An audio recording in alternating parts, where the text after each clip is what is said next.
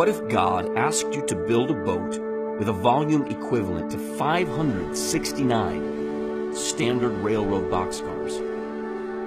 Now, imagine that He asked you to do this thousands of years ago without the aid of modern computer technology, machinery, or prefabricated materials. This is exactly what happened to Noah. It's one of the greatest stories of a man's faith and God's faithfulness in the entire Bible. I wanted to get a better understanding of the sophistication of this ancient boat, so I sat down with the president and CEO of the Creation Museum, Ken Ham, who is an expert on the book of Genesis and one whose ministry, Answers in Genesis, has done a lot of research on Noah's Ark. And you know, when you think about it, if there was a global flood, which there was, and we see that evidence all over the earth of a global flood, you're going to have a very special type of boat to survive that flood. Because you imagine fountains of the great deep breaking open, there'd be tidal waves, it'd be incredible. You'd have to have a phenomenal seaworthy vessel. And the Bible actually gives us a description of that vessel, you know, in about 500 feet long, about 80 feet wide, about 50 feet high, would have stood about 6 stories, you know, with what we would look at today in regard to buildings. It was a massive, massive boat, and it would have taken a lot of engineering skills to build a ship like that. Well, we actually have an engineer who's working with us. He actually lives in Australia, and he's worked with other engineers who's dedicated his life to really researching Noah's Ark, because we're rebuilding Noah's Ark out of wood, the size of the Ark, not just as a prop, so to speak, but as a real boat, actually, how we think the boat would have been actually built.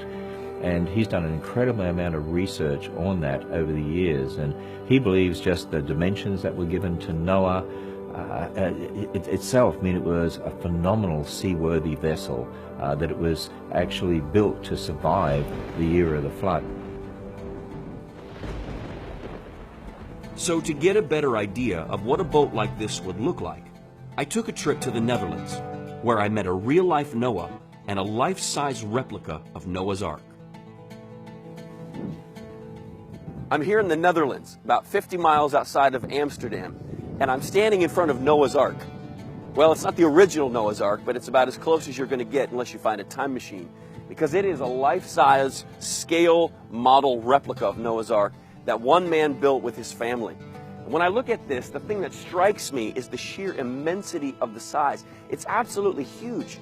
To think of a man thousands of years ago with primitive tools, with no computers, with very limited understanding of engineering and of mathematics and of science, being able to build something of this size seems quite remarkable. If ever God asked somebody to do something that was impossible, it was Noah. At about 500 feet long, 80 feet wide, and 50 feet high, Noah's Ark would have been an absolutely enormous vessel that not only had to be huge, but also functional and very seaworthy. This was the task that God asked Noah to undertake. Looking at that scale model in the Netherlands, I began to think about what this must have been like for Noah as he was being mocked and ridiculed for his ridiculous project. I wonder if Noah ever felt overwhelmed by the enormity of the assignment God had given him. It was a journey that would have certainly required tremendous trust in God, day by day. I told you about wood, the gopher wood. Yeah. And he has to paint it with tar, with black tar. There was no shop where he can buy it, so he had to make it by himself. So the leftover of the Ark of Noah, he put it outside of the Ark, covered it with sand or clay, and then he put fire inside so you get charcoal. Oh. And because of the heat, the black tar will leak out of the pitch pine. So he used it like a paint, and he distilled it to get pack, like chewing gum. All right?